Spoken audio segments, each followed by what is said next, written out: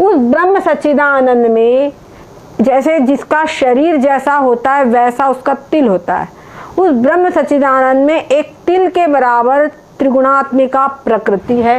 ये हमने आपको बताया था। तो ये जो त्रिगुणात्मिका प्रकृति हमने जो थोड़े से में बना के बताया था, वो वस्तुतः ये हमने ये पूरा जो बाहर का घेरा बनाया है ये अनादि कल्पित प्रकृति है। तीनों गुणों की साम्यावस्था, इसमें तीनों गुण हैं।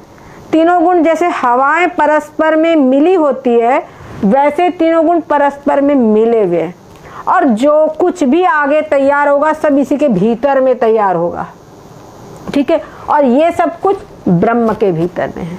ठीक है, तो अनादि कल्पित ये जो प्रकृति है, ये प्रकृति के भीतर में ये माया तैयार हुई, ये तमः प्रधान प्रकृति तैयार हुई, और ये अविद्या तैयार हुई।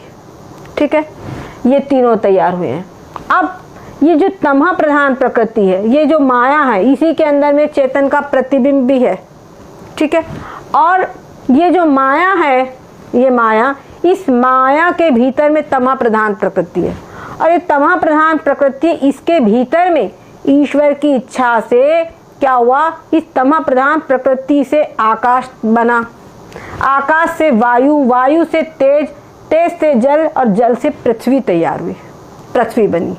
उसके बाद में जब पृथ्वी बनी, उसके बाद क्या हुआ, उसके बाद में ये हुआ है कि इनका पंचीकरण हुआ और सारे स्थूल सृष्टि भी पूरी तैयार हुई, जो हमको आँखों से दिखाई पड़ती है। कहीं आकाश दिखाई पड़ता है, वायु दिखाई पड़ता, तेज दिखाई पड़ता, जल दिखाई देता, पृथ्वी दिखाई पड़ता, पहाड़ पर्वत नदी जो दिखाई देते हैं, ये सब पंचीकरण के बाद में उत्पन्न हुए हैं। और हम सबकी स्थिति, चाहे पर्वत है उसकी भी स्थिति कहाँ है, पृथ्वी के ऊपर है, और उस पृथ्वी से 10 गुना अधिक जल है, उससे 10 गुना अधिक तेज है, तेज से 10 गुना अधिक वायु है, वायु से 10 गुना अधिक आकाश है। ठीक है, तो ये हमको यहाँ पर समझने की, और आकाश जो है उससे अनंत गुना, बहुत अधिक गुना बड़ा ये तमः प्रधान प्रकृति है, और तमः प्रधान प्रकृति से कई गुना बड़ी ये माया है, और इस माया से अनंत गुना अधिक ये अनादि कल्पित प्रकृति है। ये अनादि कल्पित प्रकृति ब्रह्म में एक तिल के बराबर, तिल मैंने ब्रह्म के अंदर में जब इतना बड़ा उसका तिल है, तो आप समझिए ब्रह्म का स्वरूप क्या होगा। ब्रह्म के स्वरूप पे जाइए, ब्रह्म का स्वरूप क्या है, तो अनंत अनंत गुना ब्रह्म है, और एक ही ब्रह्मांड हमने आपको बना के दिखाया है। पर आप जरा रामचरितमानस में जाइए तो वहाँ काकभूषुंडी जी कहते हैं, मैंने भगवान के शरीर में करोड़ों करोड़ ब्रह्मांड देखे हैं, और हर ब्रह्मांड में राम है, हर ब्रह्मांड में मैं काकभूषुंडी हूँ। इसी प्रकार से लीला कर रहे हैं। तो करोड़ों करोड़ ब्रह्मांड हमारे क्या घूम रहे ब्रह्मांड, अनेकों कोटि कोटि दिन कर रे कर, अनेकों अनेकों करोड़ों करोड़ों ब्रह्मांड उस ब्रह्म के भीतर में है। ठीक है, तो ऐसा जो ब्रह्म है जिसके अंदर में ऐसे एक ब्रह्मांड का हम पार नहीं पा सकते, उस ब्रह्मांड के भीतर में उस वैसे वैसे करोड़ों ब्रह्मांड जिस ब्रह्म के भीतर में हैं, वो ब्रह्म का स्वरूप समझिए क्या है, कितना अनंत अनंत गुना ब्रह्म है। ये हमको यहाँ पर बात समझने की है। तो ये क्या है, हमारी कल्पना से भी परे है, इसकी हम कल्पना भी नहीं कर सकते। तो ये ब्रह्म का स्वरूप है। अच्छा, दूसरी बात आप देखिए, ये जो संसार जो सृष्टि पूरी तैयार हुई है, ये जो इसको कहा जाता है प्रपंच, क्योंकि पंच महाभूतों का ये विशेष विस्तार है, इसलिए इसको कहा जाता प्रपंच। ठीक है, तो ये प्रपंच हुआ।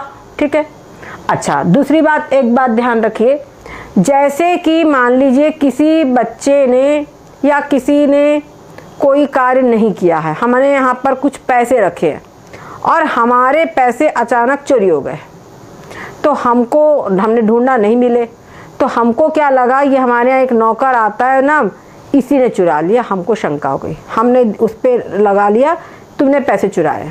वो बोले मैंने नहीं चुराया, लेकिन उस पर हमने आरोप लगा दिया। अब उसके बाद में हम अपना बाद में ढूंढे ढांडे, कोई सामान के नीचे दब गए थे, सामान ढूंढा, पुस्तक के नीचे अंदर थे, अचानक पैसे मिल गए। तो हमने क्या बोला कि अरे भैया तुमने पैसे नहीं चुराए, हम गलत थे, ठीक है, पैसे जो है वापस मिल गए, तुमने नहीं चुराए हैं।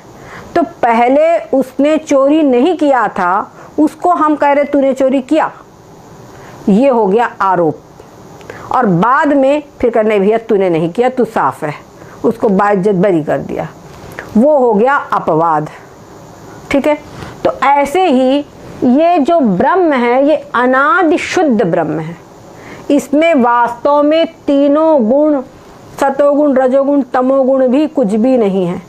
ये जो प्रकृति है ये भी कैसी अनादि कल्पित प्रकृति है, ठीक है। इस प्रकृति के द्वारा हमने, अब क्या होता है, जो जिज्ञासु है, हर कोई महात्मा लोग बोलते हैं, ग्रंथों में लिखा हुआ है कि संसार तीनों काल में नहीं है, संसार तीनों काल में हुआ ही नहीं है, मृग तृष्णावत मिथ्या है, कभी कहा जाता है कि स्वप्नवत मिथ्या है। तो बात उठती है कि हमको तो सब कुछ नजर आ रहा है, मकान दुकान भूख प्यास सब कुछ नजर आ रहा है, और हम कैसे कहें, और सब सारी चिंताएं हमको उठानी पड़ती, सारे काम करने पड़ते, बिजनेस करना पड़ता, सारी आपाधापी करनी पड़ती है, और सुख दुख जो आते वो झेलना पड़ता है, शोक मोह झेलना पड़ता है, और कहते संसार नहीं है। कैसे संसार नहीं है, हमको सब दिख रहा है। तो फिर क्यों दिख रहा है और नहीं है, तो कैसे दिख रहा है, ये संसार कैसे उत्पन्न हुआ है, उनको ये चीज़ दिखाने के लिए ये एक प्रक्रिया हमारे विद्वानों ने बनाई है। उस प्रक्रिया को अंदर में का नाम है, क्या हुआ, ये प्रपंच बनाया है। क्या है, ये प्रपंच है। तो प्रपंच का ये जो शुद्ध ब्रह्म है, इसमें प्रपंच बिल्कुल भी नहीं है, फिर भी कहा कि इसमें प्रपंच है, ठीक है, इसमें है नहीं पर भी कहा कि है, इसलिए एक हुआ प्रपंच का आरोप किया। क्या कहा, प्रपंच का आरोप किया। उसके बाद में फिर कहते हैं कि भाई ये जो कुछ भी हमको सब दिखाई पड़ रहा है, जितना कुछ भी है, ये अनादि कल्पित प्रकृति के द्वारा उत्पन्न है।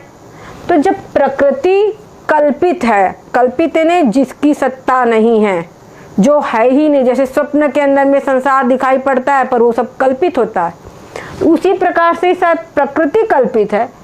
तो जो कल्पित प्रकृति है, तो जैसा उपादान कारण वैसा कार्य, जैसी माँ वैसे बच्चे। तो जब प्रकृति जब कल्पित है तो उससे उत्पन्न ये जो सारा संसार है, ये सत्य कैसे हो सकता है, ये भी कल्पित है। ये बात समझाई जाती है।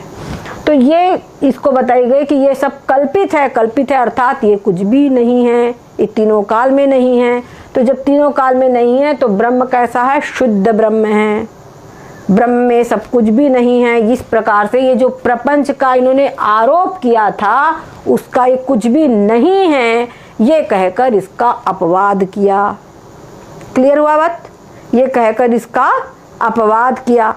तो प्रपंच का आरोप और अपवाद, प्रपंच आरोप और अपवाद, ये तीन शब्द यहाँ पर है।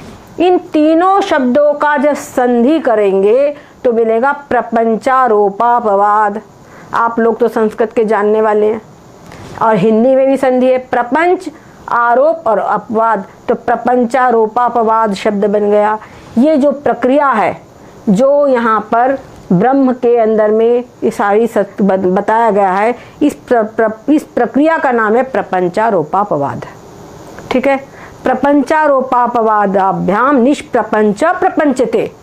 प्रपंचारोपापवाद की प्रक्रिया के द्वारा निष्प्रपंच ने जो ब्रह्म है वो निष्प्रपंच है, प्रपंच रहित है, उसके अंदर में उसको प्रपंच युक्त बताया जाता है, ठीक है, उसमें प्रपंच का आरोप बताया जाता है, ठीक है। तो ये प्रक्रिया, इसी का नाम है प्रपंचारोपापवाद। ये जो हमने आपको सब बताया इसका नाम है प्रपंचारोपापवाद।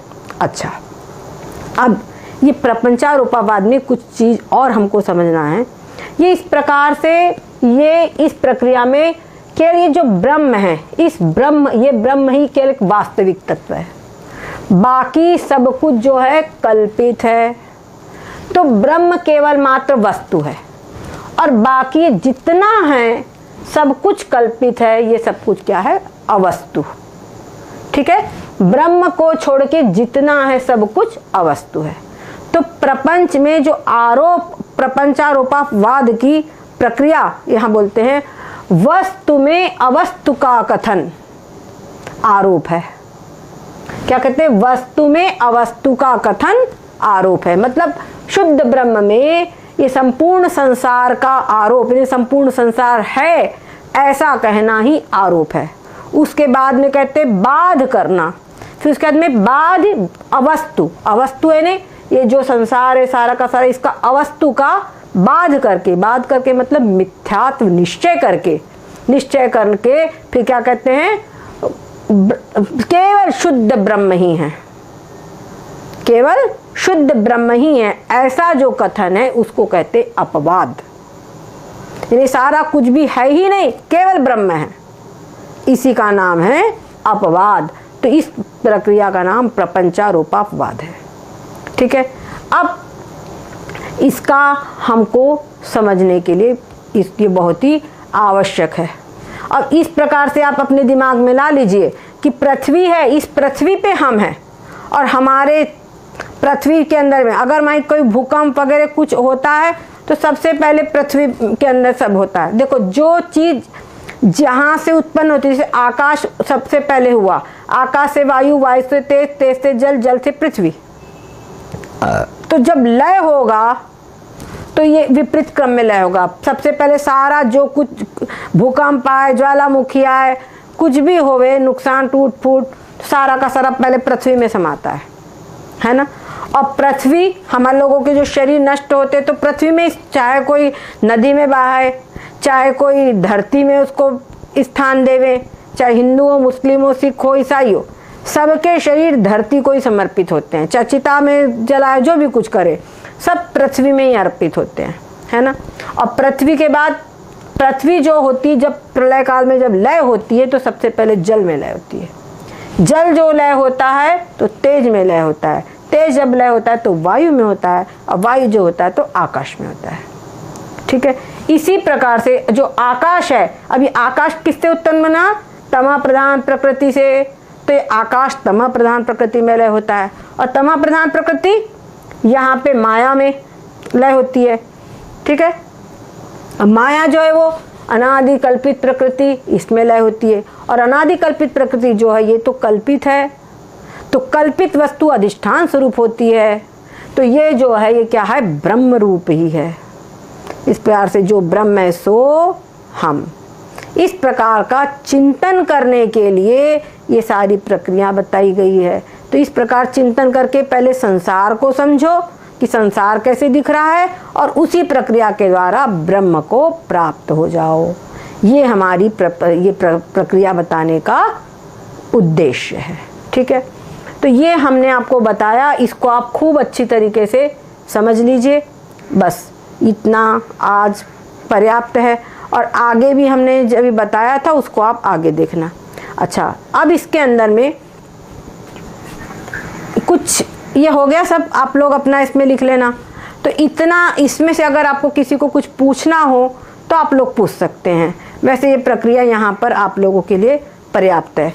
ये जो बाध है और नाश है, इसका अंतर आपको समझ लेना चाहिए। बाध यानी क्या और नाश यानी क्या।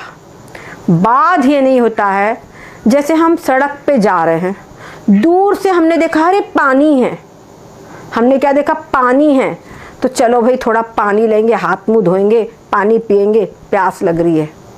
गए वहाँ पर सड़क पे, दूर गए और तो देखा अरे यहाँ तो कोई पानी वानी कुछ है ही नहीं, यहाँ तो केवल थोड़ी बालू पड़ी हुई है। कई बार डामर रोड पे भी इसी प्रकार की भ्रांति होती है। तो जैसे बालू पड़ी हुई है और कुछ है ही नहीं, बालू ही है यहाँ।